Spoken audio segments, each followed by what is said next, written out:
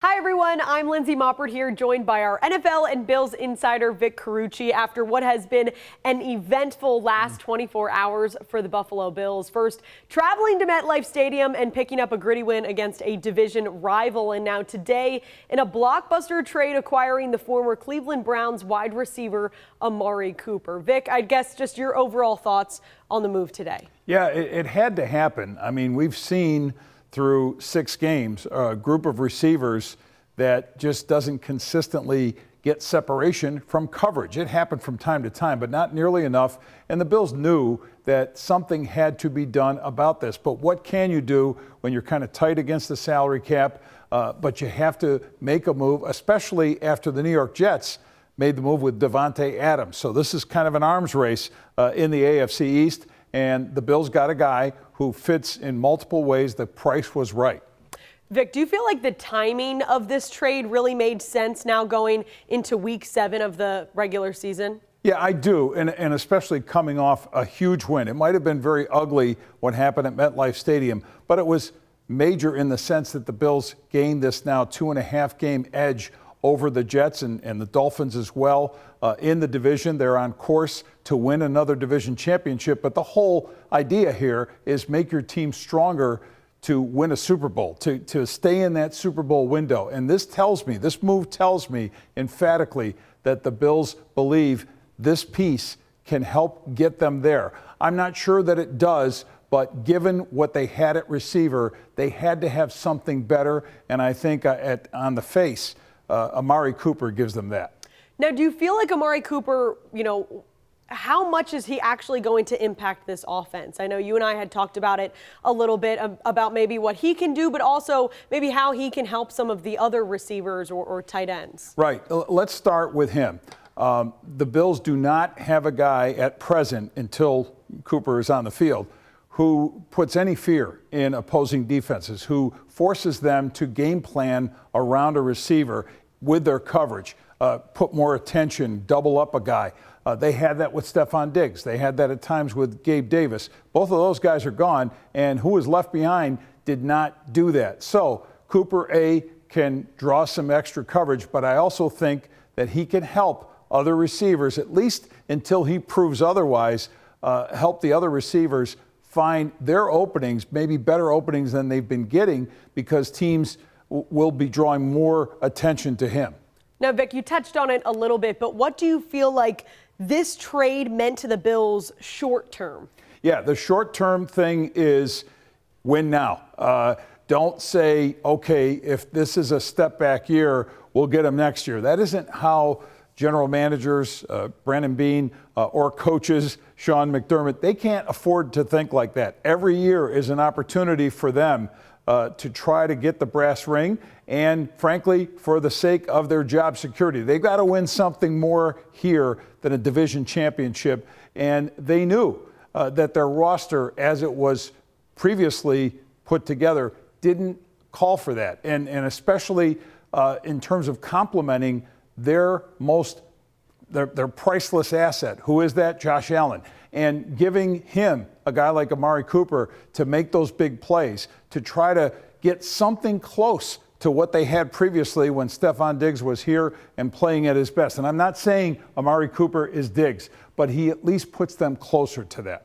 Now, Vic, let's look at the contract now a little bit. The Bills really, this trade only cost them 2 draft picks essentially, but in terms of the price of it all, it kind of fit both parties in a way, would you say? It did for sure. I mean, let's start with the Cleveland Browns. They're 1-5. They are not going anywhere. They're going to be packing up for the offseason when the regular season is over. I liken this to a store that's going out of business and just trying to clear the shelves. Amari Cooper was in the final year of this contract, so the Browns needed to part ways with him because they would be doing so after the season anyway. So for their sake, to get a 3rd-round pick, and then there was the exchange of the 7th and 6th-round picks, I think the Browns can feel pretty good about that. It's not a bad price to get for a guy at that level. From the Bills' standpoint, again, they improved their receiver room, but the price when it comes to Cooper's salary is the key here too.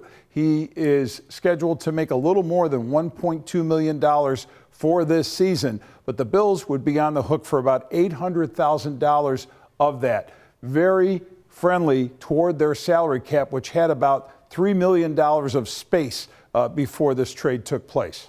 And Vic, I want to touch on some other news from today. As you said earlier, when it rains, it pours, right? So there was a report from Sportico, which is a sports business digital platform, that the former NBA stars Vince Carter and Tracy McGrady, along with former U.S. soccer star Josie Altidore, were all in talks to buy a minority stakes in the Buffalo Bills franchise. I guess just your thoughts on that report. Yeah, it's it's fascinating to say the least. But look, we know the Bills have been shopping for a potential minority buyer into the team.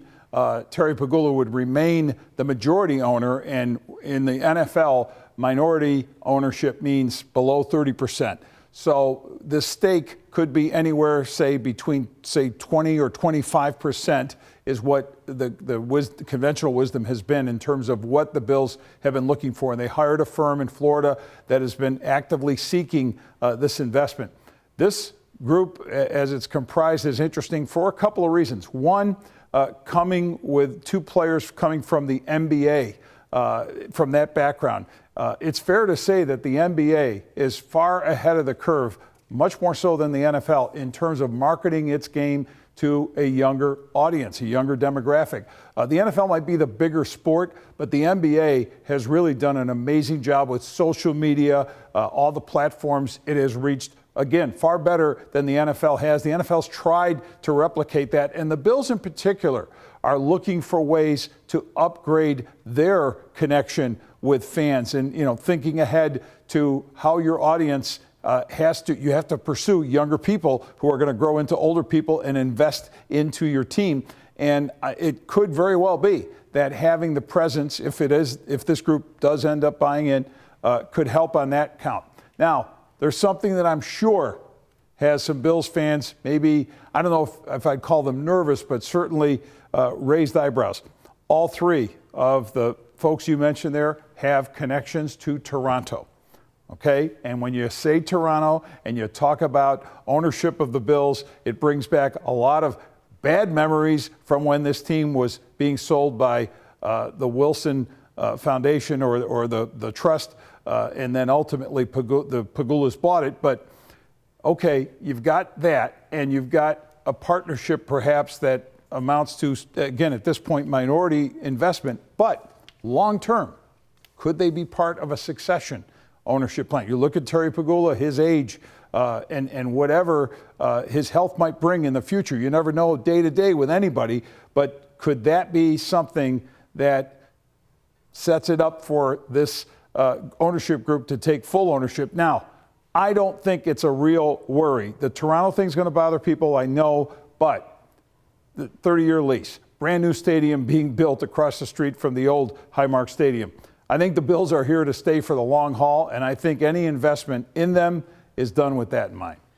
All great points, Vic. And the Bills put out a statement today as well that was sent to us saying that, of course, there's been some significant interest, but not really giving much clarity, and saying that they don't have any comment to clarify as well. Yeah. At one point I did think was pretty interesting is that all three of them were actually in attendance for the Monday Night Football game back in Week 3 against the Jacksonville Jaguars. And I think at the time it was kind of interesting, wondering maybe what are they doing there? It's great, but what are they doing there, right? Right, and it definitely raised some eyebrows. And I don't know that anybody was putting the drawing lines together, connecting dots that, okay, they're part of some sort of ownership play.